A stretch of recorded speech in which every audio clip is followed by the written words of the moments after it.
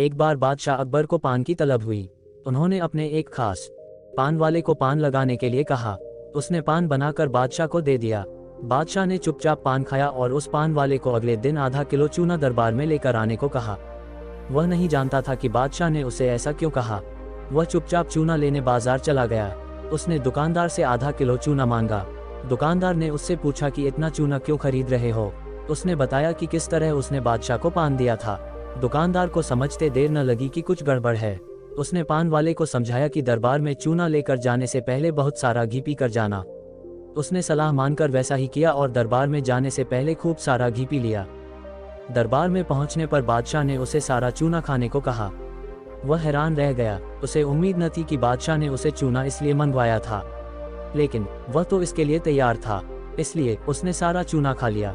इसके बावजूद उसे कुछ नहीं हुआ तो बादशाह ने उससे कारण जानना चाहा। उसने अपनी और दुकानदार की बातचीत के बारे में बादशाह को बता दिया।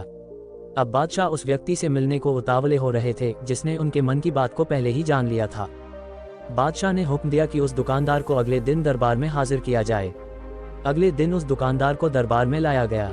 बादशाह ने उससे पूछा कि वह उनके मन की बात को कैसे समझ गया। तब दुकानदार ने कहा, हुजूर, जब यह आदमी मेरे पास चूना खरीदने आया था तो मैंने इससे पूछा कि इतने चूने का क्या करोगे। मुझे इसने बताया कि इसने आपको पान बनाकर खिलाया और फिर आपने उसे चूना लाने का हुक्म दिया।